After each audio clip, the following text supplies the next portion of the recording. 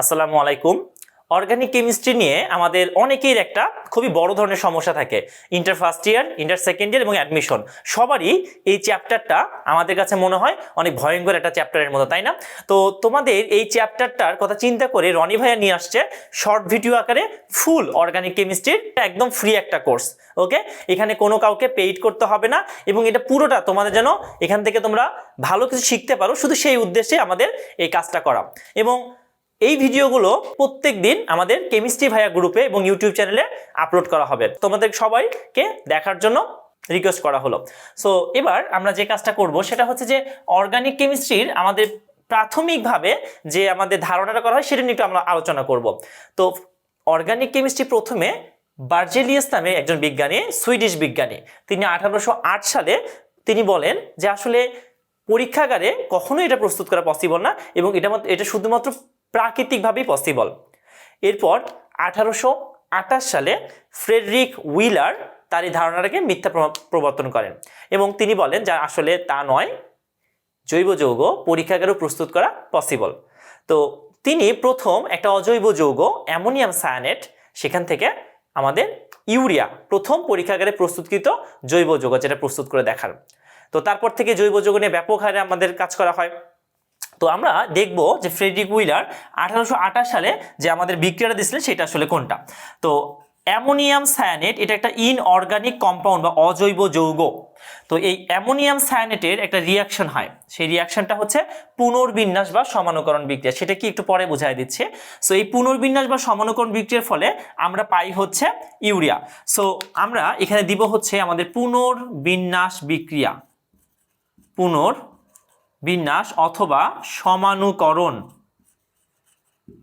আচ্ছা, তো ভাইয়া পুনর্বিন্যাস বা সমানুকরণ জিনিসটা আসলে কি? পুনর্বিন্যাস বা সমানুকরণ বিক্রিয়া মানে হচ্ছে যে ধরো তুমি তোমার রুমের কোনো কিছু বাইরে বের করো নাই অ্যান্ড কোনো কিছু রুমে এন্ট্রি করো নাই এবং তোমার রুমে যা যা জিনিসপত্র ছিল সেই জিনিসগুলো আছে, শুধুমাত্র কি করছো এক জায়গা থেকে আরেক জায়গায় চেঞ্জ করছো।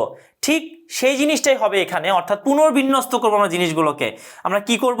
আমরা এখান থেকে পাবো হচ্ছে urea, that means NH2 bond CO bond NH2। তো এইখানে আমাদের তুমি খেয়াল করো যে এখানে নাইট্রোজেন আছে কয়টা? দুইটা। এখানেও কিন্তু নাইট্রোজেন দুইটা। এখানে হাইড্রোজেন আছে চারটা, এখানেও হাইড্রোজেন চারটা, এখানে কার্বন একটা, অক্সিজেন একটা, অক্সিজেন একটা। দেখো আমাদের কিন্তু এখানে কোনো কিছু নতুন করে আসে নাই বা কোনো কিছু বাদ যায় নাই, জাস্ট এই রিয়াকশনটাই পুনর্বিন্যস্ত হয়ে আমাদের ইউরিয়া তৈরি করছে। সো এইটার নাম কি? এইটার নাম হচ্ছে পরীক্ষাগারে প্রস্তুতকৃত প্রথম জৈব যৌগ, যার নাম হচ্ছে ইউরিয়া এবং যার রাসায়নিক একটা নাম আছে। সেই রাসায়নিক নামটা হচ্ছে, এটা রাসায়নিক নাম কার্বামাইড।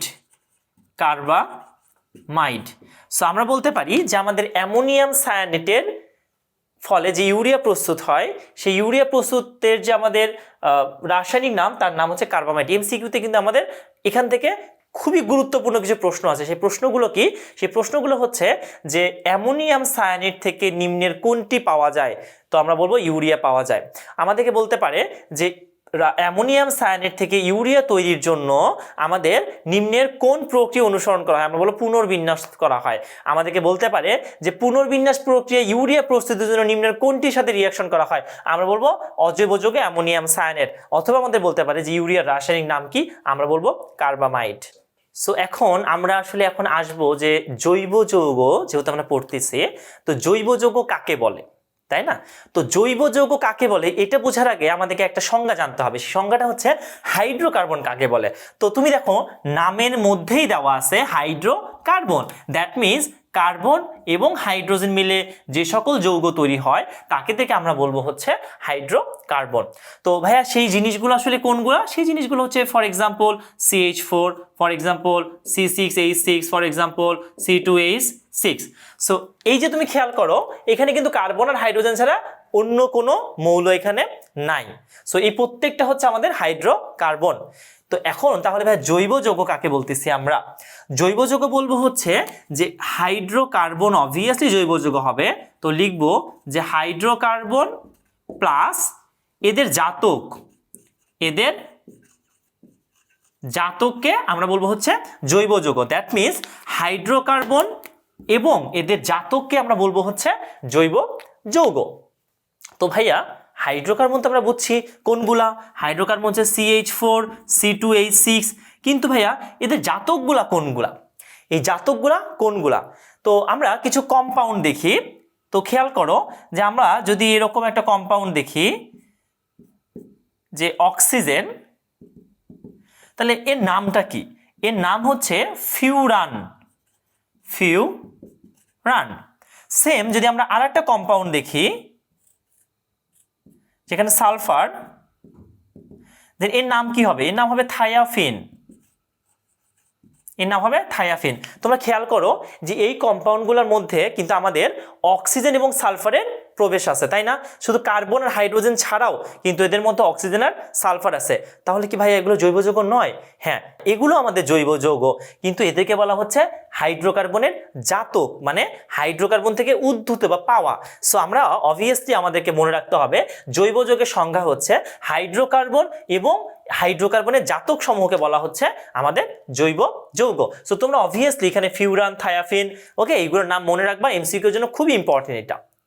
তো যেহেতু আমাদের এমসিকিউতে এই হাইড্রোকার্বন জাতকগুলো থেকে আসে, তো আমরা আরও কিছু নতুন হাইড্রোকার্বনের জাতক সম্পর্কে জেনে নিতে চাই। তো সেগুলো কি?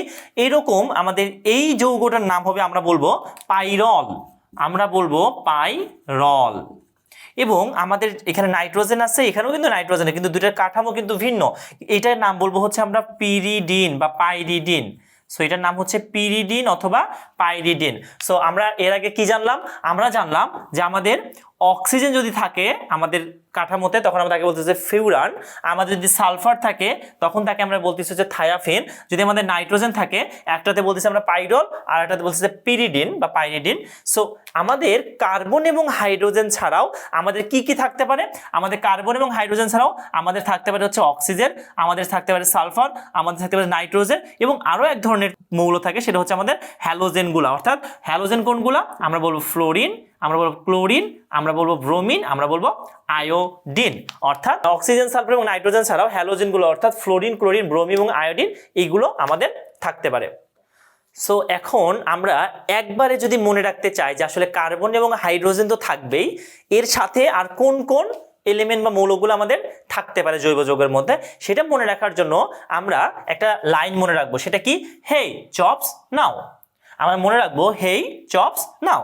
সো ভাইয়া এখানে হেই চপস নাও বলতে এখানে কি বোঝানো হয়েছে? মনে রাখবা হেইতে আমরা বুঝবো হচ্ছে হ্যালোজেনগুলা, that means fluorine, chlorine, bromine, iodine. এখানে সিতে হচ্ছে কার্বন, এইচতে হচ্ছে হাইড্রোজেন, ওতে হচ্ছে অক্সিজেন, পিতে হচ্ছে ফসফরাস, এসতে হচ্ছে সালফার, এবং নাওতে হচ্ছে নাইট্রোজেন। দ্যাট মিনস আমরা হেই চপস নাও দিয়ে বুঝবো যে আমাদের হাইড্রোকার্বন বাদেও আমাদের আর কোন কোন মৌলগুলো আমাদের উপস্থিত থাকতে পারে।